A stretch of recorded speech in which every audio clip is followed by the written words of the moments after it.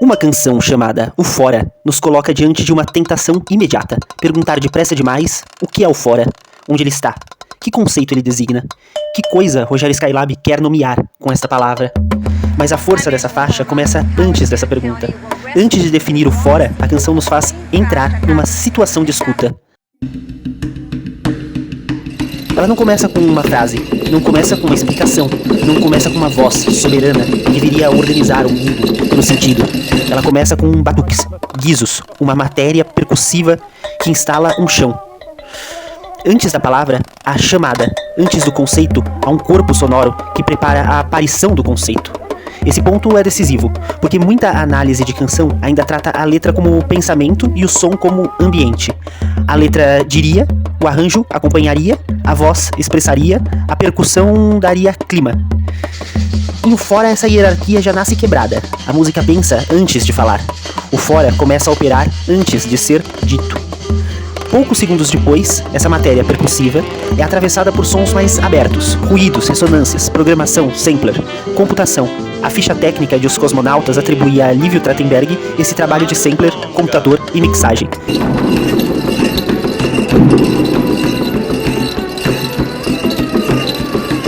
É nesse momento, agora e já.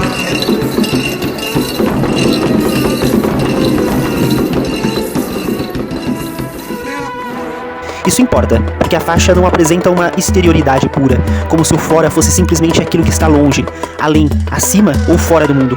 O fora já aparece mediado por suporte. O cosmonauta nunca toca o exterior com o corpo nu. Ele precisa de traje, cápsula, cálculo, máquina. Do mesmo modo, essa canção só toca o fora por meio de formas. Batuque, voz, ruído, gravação, repetição, arquivo, chamada. O fora aqui não é o contrário da forma. É aquilo que a forma deixa retornar quando chega ao seu limite. A voz de Rogério entra depois. Entra por aparições. Ela não domina continuamente o campo. Ela aparece, diz, se retira. Entre uma entrada vocal e outra, a música permanece ocupada por batuques, guizos, ruídos, ressonâncias. O silêncio aqui não é a ausência de som, é a ausência de voz habitada por matéria sonora. Essa abertura já contém a lei da faixa inteira. A palavra virá, mas não comandará sozinha. A voz virá, mas perderá a centralidade. O conceito virá, mas nascerá de uma escuta. Antes de sabermos o que significa o fora, a canção nos ensina uma coisa. Há algo que chama, insiste, ressoa e retorna, sem se oferecer imediatamente como sentido. O fora começa assim, não como resposta, mas como chamada. É nesse momento, agora e já.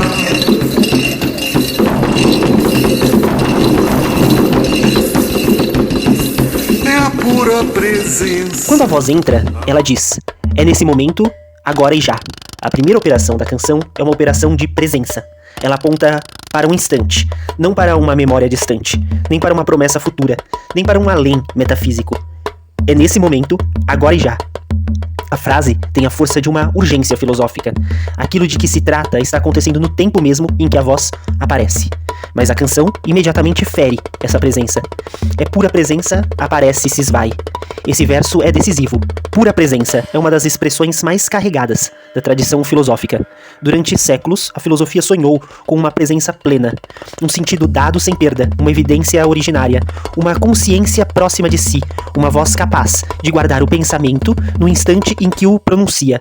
A voz, nesse sonho, pareceria ser o lugar privilegiado da presença. Porque quem fala parece ouvir-se ao mesmo tempo em que significa, como se a fala não precisasse sair de si para ser sentido. É exatamente essa confiança que Derrida ataca em A Voz e o Fenômeno. Ao ler Husserl, ele mostra que nenhuma presença se dá pura. Para haver sentido, é preciso repetição. Para haver signo, aquilo que aparece deve poder aparecer de novo, em outro tempo, para outro, mesmo na ausência daquele que falou. O signo já nasce capaz de sobreviver à presença que o produziu. Por isso, a presença carrega desde o início um rastro, uma marca de ausência, de adiamento, de perda, de retorno possível. O fora faz isso soar. A canção diz pura presença, mas não permite que essa presença permaneça pura. A voz de Rogério aparece por blocos, se interrompe, deixa o campo aberto, retorna como um chamado, desaparece de novo. A presença nunca se entrega inteira, ela aparece no próprio movimento de escapar. Por isso, aparece e se esvai. Não é apenas uma frase bonita sobre algo misterioso. É a regra formal da faixa. A voz aparece e se esvai. O sentido aparece e se esvai. O canto aparece e se esvai. O chamado aparece e se esvai. E, no entanto, aquilo que se esvai não desaparece, simplesmente. Ele deixa rastro. É aqui que precisamos ouvir os silêncios da canção. Há muitas pausas vocais em No Fora, mas elas não são vazias. Quando a voz se retira, o batuque continua, os guizos continuam, as ressonâncias continuam, os ruídos maquínicos continuam. A palavra se cala, mas a música permanece trabalhando. O silêncio aqui não é falta de som, é a ausência de voz habitada por uma matéria que insiste. Essa diferença muda tudo. Uma escuta apressada diria: a voz parou. A forma da canção diz outra coisa. A presença mudou de suporte. Saiu da frase e passou para o batuque, para o ruído, para a espera, para o campo sonoro que conserva a marca da voz ausente. O silêncio vocal funciona como rastro. Ele guarda aquilo que passou e prepara aquilo que pode voltar. Por isso o oiê, oiá, entra com tanta força, depois de aparece e se esvai. A retirada da presença verbal não produz vazio, produz chamada. O verso termina no esvaimento. A música responde com uma voz alongada, quase dolorida, como se o que não pôde permanecer como presença voltasse como invocação. O fora começa a ganhar forma nesse ponto. Ele não é simplesmente um lugar exterior. Ele é a instabilidade dentro da própria presença. É aquilo que impede o agora de coincidir plenamente consigo. É o intervalo que faz com que o instante precise deixar marca, repetir-se, deslocar-se, passar por voz, ritmo, ruído, máquina, arquivo. A canção começa dizendo agora e já, mas tudo nela mostra que o agora só existe porque algo nele já se move. O presente só aparece porque aceita perder-se. A voz só se torna presença porque pode ausentar-se. O sentido só se torna audível porque deixa rastro. Nem o fora, a presença não é aquilo que fica, é aquilo que aparece no movimento mesmo de se retirar. Aparece e se esvai. Oh, yeah, oh, yeah. Depois de aparece e se esvai, a canção não continua simplesmente explicando. Ela chama. Oiê, oiá, oiê, oiá. Esse ponto precisa ser ouvido com precisão. O oiê, oiá não entra como ornamento folclórico, nem como cor brasileira jogada sobre uma composição experimental. Ele aparece na borda exata de uma frase em que a presença acaba de se desfazer. A letra diz: é a pura presença aparece e se esvai. No lugar em que a presença falha como posse, a voz se alonga como invocação. Aqui, a palavra muda de regime. Rogério não diz oiê, oiá, como quem transmite uma informação. Ele canta. A emissão se abre pela vogal. Ganha curva, duração, dor. A palavra deixa de funcionar apenas como unidade de sentido e passa a operar como apelo. Há palavras que designam, há palavras que chamam, há nomes que não etiquetam uma coisa, mas reorganizam a situação em que são pronunciados. É nesse ponto que Pierre Verger se torna necessário. Não para transformar a canção numa explicação do candomblé, nem para afirmar que estamos diante de um ritual. A faixa não reproduz um terreiro. Ela compõe, dentro de uma música experimental, uma zona em que a lógica da chamada atravessa a lógica da canção. Verger nos ajuda a entender que nos cultos aos orixás, som, nome, corpo e ritmo não pertencem à pobreza moderna da linguagem como simples comunicação. Os atabaques não são um fundo musical, eles chamam, marcam, transmitem, sustentam passagem. Oiá, ligada a Yansan, as forças do vento, do movimento, da tempestade, entra então como mais do que referência. O nome não funciona como imagem decorativa do sagrado. Ele traz um outro regime de presença. Presença que depende de relação, de corpo, de ritmo, de transmissão. Mesmo quando não dominamos tudo que esse nome carrega, a própria canção nos obriga a perceber que ele pesa de outro modo na voz. Inútil e só. Oh, yeah, oh, yeah. Joana Elben dos Santos ajuda a dar ainda mais rigor a esse ponto. No universo Nagô, força, matéria, axé, transmissão e existência não são abstrações soltas. A força circula por suportes, por gestos, por objetos, por palavras, por corpos, por práticas. A presença não é apenas mental, ela se atualiza. Ela precisa ser sustentada. Isso impede que escutemos Oiá como símbolo vago. Um nome assim não representa apenas, ele participa de uma economia de força. Agora ouçamos a tensão mais forte. A canção canta Oiê, Oiá e logo depois diz: é o que não tem nome e o que não tem lugar. Isso não é contradição, é a inteligência formal da faixa. O fora é dito como sem nome, mas passa por um chamado. É dito como sem lugar, mas recebe uma borda sonora, uma entrada, uma posição na voz. O que não tem nome aqui não é silêncio absoluto, é algo que excede o nome conceitual. Algo que a palavra comum não estabiliza, mas que pode ser chamado, cantado, transmitido. O que não tem lugar não é pura ausência de espaço, é deslocamento entre suportes. Da frase para a voz, da voz para o batuque, do batuque para o ruído, do ruído para o arquivo. Por isso, Oiê Oiá é uma dobradiça da forma. A cada vez que aparece, ele surge depois de uma frase limite. A presença que se esvai, a beleza inútil só, a cidade no meio do caos. Quando a linguagem declarativa toca sua borda, a voz passa para outro regime. A frase não resolve o fora. O chamado abre uma passagem para que ele retorne. O fora, então, começa a se definir menos como espaço exterior e mais como retorno por chamada. Ele retorna quando a presença se esvai, retorna quando o sentido falha, retorna quando a cidade entra em caos. E a cada retorno, a canção nos mostra que aquilo que não encontra nome ou lugar no discurso pode insistir por outros meios. Canto, corpo, ritmo, transmissão. Oiê Oiá é esse ponto em que a palavra deixa de apenas dizer e passa a chamar, aquilo que o sentido não consegue conter.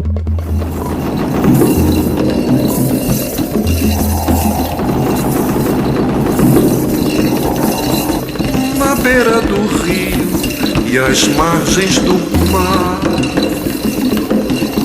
Agora podemos voltar ao começo da faixa e ouvi-lo de outro modo. Aquilo que parecia apenas percussão, guizo, batuque, chão rítmico, já ganhou outra função. E no fora, o batuque prepara a forma pela qual o fora poderá aparecer. Carlo Sandroni ajuda a tornar isso preciso. Em Feitiço Decente, a batida aparece como um dos elementos centrais pelos quais a música popular brasileira se torna reconhecível. Muitas vezes antes da letra, antes da melodia, antes mesmo de sabermos o que a voz vai dizer, a batida já colocou o corpo dentro de um regime de escuta. Ela deu o tom, ela organizou uma expectativa, ela fez o ouvinte reconhecer uma forma de tempo. Isso altera tudo.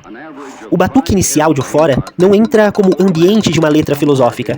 Ele já pensa, ele instala uma temporalidade de chamada, espera e retorno. A palavra ainda não chegou, mas o corpo já foi convocado. O fora, antes de ser conceito, já é experiência rítmica. Por isso, a noção de síncope precisa ser escutada com cuidado. No vocabulário pobre, síncope vira apenas quebra, deslocamento, irregularidade em relação a um compasso supostamente normal. Sandroni mostra que essa ideia depende de uma certa escuta, marcada pela teoria musical europeia. Em muitas lógicas afrodiaspóricas e afro-brasileiras, aquilo que parece desvio revela outra inteligência do tempo. O contratempo não é falha da regularidade, é outro modo de organizar corpo, dança, acento, resposta, comunidade. Aqui, Muniz Sodré se torna indispensável. Em Samba, o dono do corpo, o samba aparece como comunicação corporal, continuidade negra, princípio de movimento. O corpo não chega depois da música, como quem apenas obedece ao som. O corpo participa da própria razão rítmica. O ritmo pensa porque convoca um corpo sensível. E esse corpo carrega história, repressão, resistência, transmissão. Essa é a virada decisiva para ouvir o fora. A canção fala do que não tem nome, do que não tem lugar, do que não tem sentido. A música responde a isso com o corpo. O sem nome retorna como pulso. O sem lugar retorna como deslocamento rítmico. O sem sentido retorna como insistência sonora. O batuque impede que o fora vire uma abstração limpa. Ele faz a presença e a ausência descerem para a matéria do tempo. Também impede uma leitura espiritualizada demais do chamado. O Oiê Oiá não paira acima da faixa como referência sagrada isolada. Ele vem sustentado por percussão, por memória de corpo, por uma economia de voz e ritmo. A invocação precisa de chão, a chamada precisa de pulso. A presença ritual, mesmo deslocada para dentro de uma canção experimental, conserva uma exigência material. Mas esse batuque entra numa história brasileira complexa. É aqui que Hermano Viana precisa aparecer. Em O Mistério do Samba, a pergunta central é contundente. Como uma música associada a grupos marginalizados, discriminada, reprimida, racializada, pode tornar-se símbolo de identidade nacional? O Mistério do Samba é a operação cultural que transforma uma força antes tratada como baixa, perigosa, negra, periférica, corporal demais, em emblema do Brasil. Essa operação atravessa a escuta de fora. Porque quando um batuque aparece numa canção brasileira, ele vem carregado por uma longa história de captura e reconhecimento. A cultura nacional aprendeu a ouvir certas matrizes afro-brasileiras como assinatura de autenticidade. O país perseguiu esses corpos sonoros e depois os convocou para representar sua própria vitalidade. Reprimiu e consagrou, marginalizou e arquivou, transformou força em imagem de origem. A força de o fora está em fazer essa assinatura tremer. A matriz afro-brasileira aparece, mas aparece deslocada por programação, sampler, ruído, silêncio, campo cósmico. Ela não oferece uma casa confortável chamada brasilidade. Não entrega conciliação nacional. O batuque não vem dizer eis o Brasil, vem fazer retornar algo que o Brasil incorporou sem pacificar. Daí a importância dos versos finais. Na beira do rio e às margens do mar, dentro da cidade, no meio do caos. A letra coloca o fora numa geografia de bordas, beira, margem, cidade e caos. A matriz afro-brasileira da música nacional também habita essa geografia simbólica. Aquilo que foi colocado à margem tornou-se centro da representação nacional. Aquilo que foi perseguido voltou como emblema. Aquilo que parecia fora passou a assinar o dentro. Mas em Rogério essa assinatura já não assina plenamente. Ela retorna como instabilidade. O batuque familiar carrega estranhamento. O chamado reconhecível abre exterioridade. O arquivo sonoro final devolve vozes, palmas, fragmentos ruidosos. Como se a memória nacional voltasse sem limpeza patrimonial. O retorno não vem como origem pura, vem como assombro. É por isso que o fora pensa o Brasil sem dizer Brasil. Ele pensa a cultura brasileira no ponto em que uma de suas marcas mais reconhecíveis, a matriz afro-brasileira do ritmo, da chamada do corpo, reaparece dentro de uma forma experimental e maquínica, sem se deixar reduzir à identidade pacificada. O batuque então faz 3 coisas ao mesmo tempo. Organiza a escuta, convoca o corpo e reabre a história. Em Sandrone, ele é estrutura rítmica. Em Muniz, é corpo e comunicação. Em Hermano, é assinatura nacional produzida por mediação e captura. E em O Fora, tudo isso retorna como forma.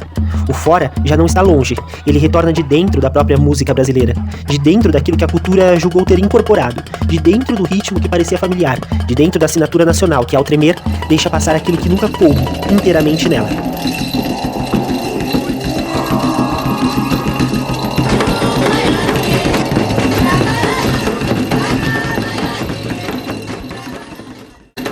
Agora podemos deslocar a escala. O Fora está em um álbum chamado Os Cosmonautas. Esse título não é cenário, ele altera a escuta. O cosmonauta não é simplesmente alguém que está fora do mundo, é alguém que só pôde experimentar o fora por meio de uma máquina. Ele precisa de traje, cápsula, cálculo, suporte e técnica. Ele nunca toca o exterior diretamente. O espaço cósmico para ele já é exterioridade mediada. A canção faz algo semelhante. Ela não nos entrega um fora puro, ela constrói uma exterioridade por meio da voz, batuque, sampler, computação, ruído, gravação, arquivo. A ficha técnica disponível atribui a Lívio Trachtenberg o trabalho de computador, sampler e mixagem no álbum. Isso importa porque o fora aqui não aparece como transcendência limpa, ele aparece como montagem sonora. A palavra central é suporte. Um suporte não carrega apenas um conteúdo já pronto, ele transforma aquilo que carrega. Uma voz gravada não é a mesma voz presente numa sala. Um canto coletivo inserido numa faixa não é uma comunidade em estado puro. Um fragmento sonoro sampleado retorna com corte, distância, ruído, deslocamento. O sampler é uma técnica de fantasma, faz voltar uma presença que já não está presente como antes. Por isso o final da faixa é tão importante. Depois de dizer o fora é o que retorna e vai sempre voltar, a música não oferece uma conclusão conceitual. Ela abre um campo ruidoso, vozes, palmas, fragmentos coletivos, uma gravação que parece falhar, oscilar, vir de longe. O que retorna não vem limpo, vem como arquivo ferido, vem como assombro material. É nesse ponto que a obra de Rogério Skylab precisa ser pensada como série. O próprio Rogério descreve sua produção como uma arquitetura de séries, trilogias, decálogos, projetos. O cosmo, a prefação, os carnavais, o cu, o fim, a teoria, a poesia, a ficção. A obra não avança apenas por novidade, ela avança por retorno diferencial. Um problema volta, mas volta em outro suporte. O resto aparece, mas muda de matéria. O fora é um nó dessa arquitetura. Há ali presença que se esvai, chamado ritualizado, matriz afro-brasileira deslocada, corpo rítmico, sampler, cosmos, arquivo. A canção não fala simplesmente de exterioridade, ela constrói um dispositivo no qual o que não tem nome, lugar ou sentido só pode retornar passando por formas materiais. Aqui Lacan pode entrar, mas com disciplina. Seria pobre dizer depressa que o fora é o real, o objeto A, o resto a falta. Essas palavras, usadas como senha, abafam a obra, mas Lacan nos ajuda a pensar algo decisivo. Há sempre um resto que não se converte plenamente em significado. O sujeito, atravessado pela linguagem, nunca coincide consigo mesmo. Algo causa o desejo sem se oferecer como objeto disponível. Algo move a cadeia sem se deixar possuir. Nasio torna isso mais audível quando apresenta o objeto A como o resto heterogêneo ao campo dos significantes. Furo que dá consistência ao conjunto. Causa que move sem se deixar capturar como coisa. O objeto A não é aquilo que se deseja como posse, é aquilo que causa o desejar. Não é esse sentido encontrado, é a insistência que faz o sentido continuar trabalhando. O fora funciona assim. A canção fala do que não tem nome, não tem lugar, não tem sentido e nunca terá. Mas essa ausência não paralisa a forma, ela causa a forma. É porque não há nome suficiente que a voz chama. É porque não há lugar estável que a letra passa por beiras, margens, cidade, caos. É porque não há sentido final que o batuque retorna, o ruído retorna, o arquivo retorna, a máquina retorna. Daí nasce o conceito. Fora de retorno. Fora de retorno é aquilo que uma forma não consegue estabilizar como nome, lugar ou sentido, mas que volta pelas bordas materiais dessa própria forma. Volta pela voz quando a frase já não basta. Volta pelo batuque quando a voz se cala. Volta pelo chamado quando a presença se esvai. Volta pelo ruído quando o arquivo falha. Volta pela máquina quando a origem já não pode retornar pura. Volta pela série quando a obra inteira transforma obsessões em reaparições. Esse conceito ultrapassa a canção, mas nasce dela. Permite pensar cultura, arquivo, clínica, imagem, música. Uma cultura nomeia, classifica, patrimonializa, diagnostica, conserva, mas algo retorna como resto, sintoma, ruído, corpo, canto, fantasma, demanda. A cultura não é apenas aquilo que dá lugar às coisas, é também a superfície onde volta aquilo que ficou sem lugar. Por isso, o fora não define o fora, faz o fora voltar, começa antes da palavra, como chamada percussiva. Fere a presença no momento em que a pronuncia, transforma nome em invocação, faz o batuque pensar corpo e história, faz a assinatura brasileira tremer e termina deixando o arquivo ranger. O fora não é lugar distante, é o ponto em que uma presença falha e por isso mesmo começa a circular. O fora não é o contrário da forma, é a sua borda ativa. Em Rogério Skylab, o fora permanece depois que termina, porque não se encerra numa ideia. Ele deixa uma forma de escuta. Depois dela, começamos a perceber que muitos objetos culturais não são mensagens sobre aquilo que está fora, são máquinas que fazem retornar aquilo que nenhum dentro conseguiu pacificar.